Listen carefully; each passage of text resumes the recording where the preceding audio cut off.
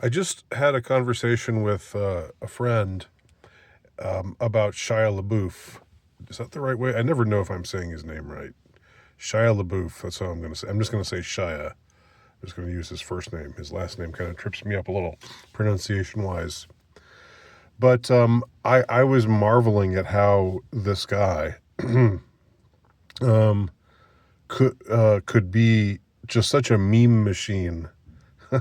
Like we live in an age of memes, and the there's some people who just lend themselves to memes without meaning to be that way. That's just the way they are.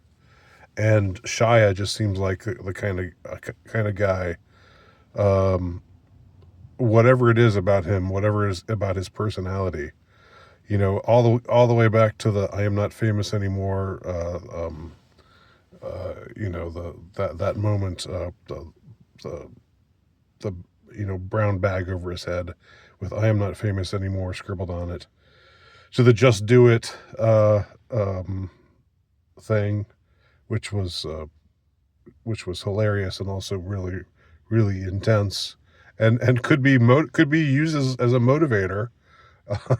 But it's just it's so good. Um, and and the whole after Trump's first election, the whole "he will not divide us" thing. And that whole thing, he was sort of a foil. He sort of was somebody that people made fun of, and he often is made fun of. Um, and I guess what makes Shia so interesting for me also is that recently he has had a conversion to traditional Catholicism, which seems to be which he seems to which seems to be very sincere. And in spite of the fact that he's still a mess, he's a man who has some obvious demons, and I think the fact that he was a child actor in Hollywood lends something to that, and that almost he must have been abused, because it just seems to be, like I say, a ubiquitous thing among Hollywood kid actors. It just seems to happen a lot. If it doesn't happen to all of them, it happens to a large percentage of them, and then they're on this trajectory afterwards. Or it just messes you up. It does something to your psyche. Um, that maybe it's hard to uh, overcome. Um, but I think Shai is actually a good guy. I like him. Um, he's still a mess. He had something that he did for during Mardi Gras where he got all wasted and was making an ass of himself, uh, and got into trouble for that. He had a couple other scandals prior to that one. Um, but I think he takes his faith very seriously, and I respect him for that. Um, Now, Shia comes to mind because something my friend said, and I hadn't even thought of it before he said it to me. He said, "Is because of your interest in the lolcow thing? Is that why you're talking about Shia? Why you're interested in Shia?" And I honestly, it hadn't come together for me that Shia LaBeouf is a lolcow, but he definitely is. He is one. He's an unusual one. Um, because most lolcows, you know, well, it's a combination of a couple of things. It's the someone who is very desirous for attention, um, and but usually it's someone who has nothing really to offer, who has no real talent. Uh, if he's trying to be a comedian, he's a bad one. Uh, or if he's trying to be, I don't know, a performance artist or an actor, or I don't know, if he's trying to say something, he's just. He's completely unself-aware of how bad he is. Um, and like I said, there's a fascination to that because I think I think a lot of us are on the lolcow spectrum. I think everybody who has a desire for attention, and I certainly count myself among those people. Hence this YouTube channel. Hence, me doing a lot of the things that I do. Um, and why I was interested in acting at a certain time in my life. And I think everybody who has this who has an exhibitionistic side to them. Um, we all have we're all on the spectrum, the lolcow spectrum, in one degree or another. Now, I think what saves you from becoming a lolcow, an all-out lolcow, is self-awareness. And usually most of the time, typically, the lolcow is completely non self-aware. Well, I think I think he has to be that. That's like the one necessary thing. He has to be completely unself-aware, and he has to be.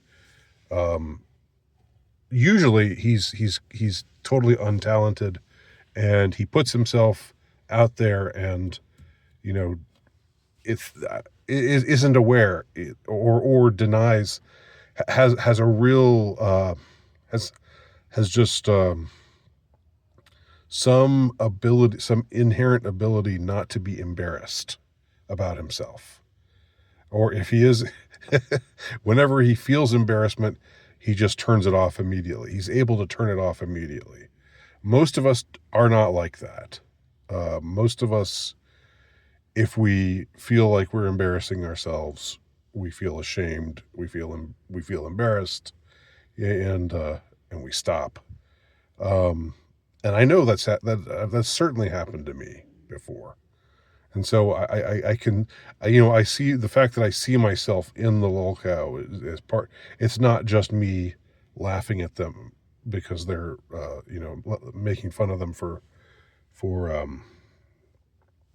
uh, for being idiots or for making asses of themselves. And it's so like I think there's something there's a compassionate ness to my interest in them.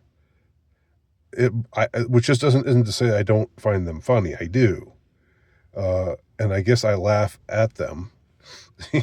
you know, with lolcows, you laugh at them. You don't laugh with them.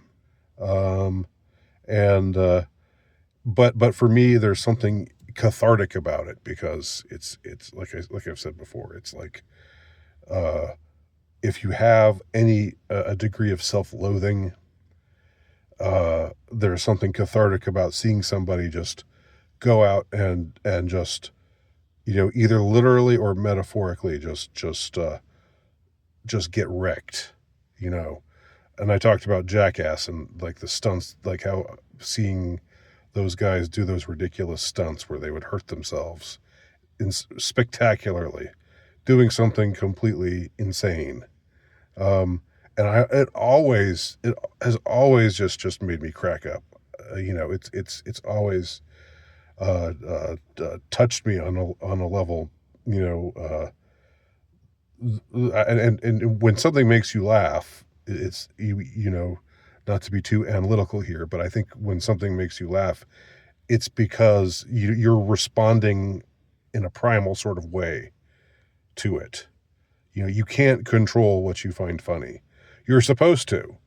That's the thing. There are some things that you're supposed to just not, in our woke, politically correct age, that's just not funny. No, you are not supposed to find that funny. You're a bad person if you laugh at that. But that's just not how humor works. Humor is it's just like an impulse. It's just like if when the doctor bangs your knee with his implement and you kick your leg, it's reflexive.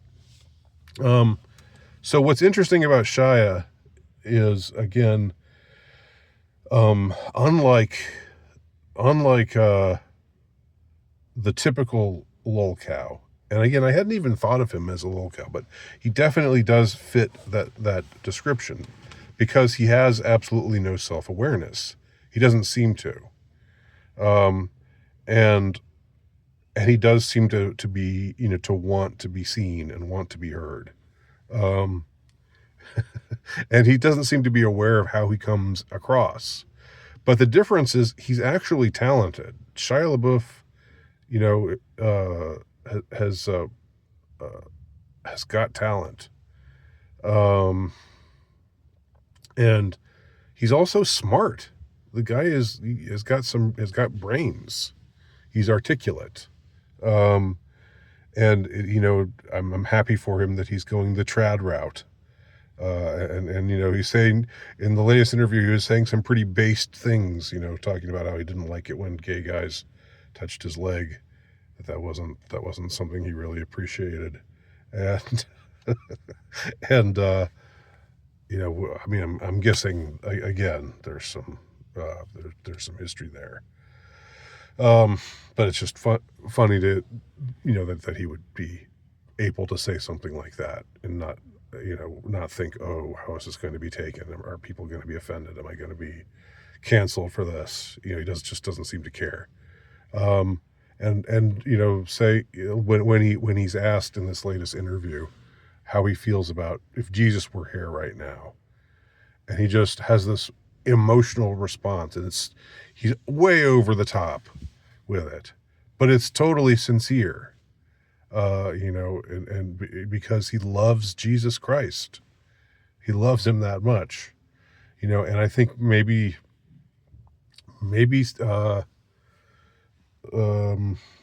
some people were saying that it was quote unquote performative. I don't think it was performative.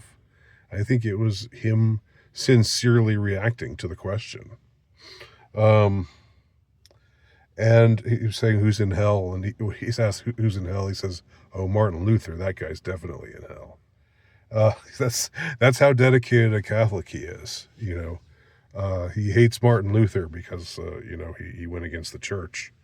So yeah, he's got lots of hot takes on things, but again, it's unusual to see somebody with absolutely no self-awareness, but smart and talented, and that's the case with Shia LaBeouf. Now I want to also talk about another celebrity, and that's David Lee Roth. And this kind of brings up the specter of people who were once really great performers, but who've gotten old and have lost it. And there's no shame in that. You're young and energetic. You have a certain charisma. It lends itself to being the front man of a legendary rock band, like it was for David Lee Roth. And he's not the only one that this applies to, but I've seen him. I've seen him recently. He's been on tour recently, and he's dude's in his 70s now. He's still wearing tight leather pants and does not have the pipes anymore. It just doesn't have it anymore, and doesn't seem to know or doesn't seem to care about the fact that his performances are terrible. Again, this is somebody who, it almost makes you weep. And I'm not a fan. I'm not a hard rock or heavy metal fan. I was never a Van Halen aficionado. But you watch, videos of him, in with the band in concert in the 70s or 80s, performing live, and he is undeniably just a fantastic showman. You got to hand it to him. Kind of a little seedy, a little sleazy, a little obnoxious, but very, very charismatic, and very, fun to watch.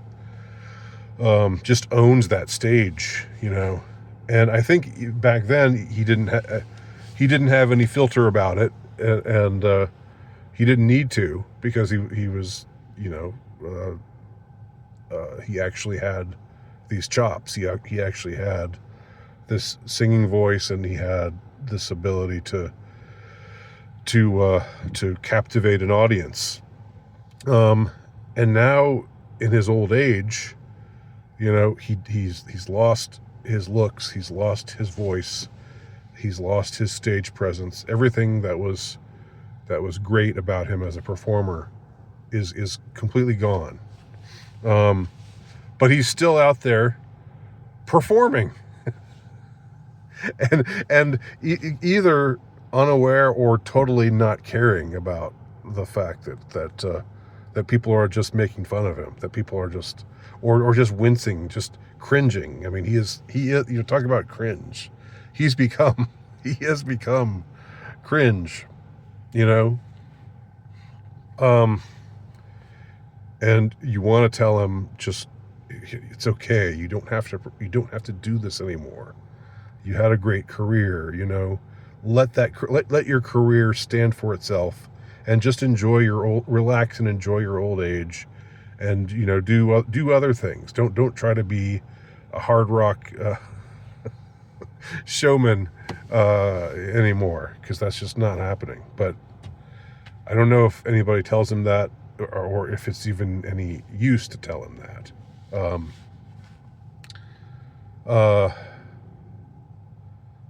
Because he doesn't seem to hear it. I think he just doesn't hear it. I think he doesn't believe it. I think he thinks he's still Dave in his late 20s or in his early 30s. Dave in his prime. But anyway, those are two other lolcows, more unusual types of lolcows. I guess for Shia, it's like I don't think he's lost anything. He's definitely aged a little. I mean, he's aged a lot, since his child actor days. And yeah, he's been through a lot, and he's done a lot of things that aren't that great. He's gotten wrapped up in some scandals, and he's had this change of heart that really has affected him thoroughly. And I think that the faith that he holds is definitely sincere. But he still has talent. I mean, I saw him he was cast in a recent David Mamet directed movie. I can't remember the title of it right now. And he's very good. He's very good in this movie. So he's still got the chops, but what he lacks is the self-awareness, and so he still still fits into that, still can be slotted into the lolcow thing, because of his absence of self-awareness, and because he seems addicted to attention. And with David Lee Roth, same thing. He's lost. In his case, he's lost everything that once made him great as a performer. But he's still doing it. And only I'm not going to direct you to any of to watch any of these videos of him recently, but if you do, just know you're going to cringe. You're going to cringe hard. But anyway, just wanted to talk about two very interesting lolcows, celebrity lolcows.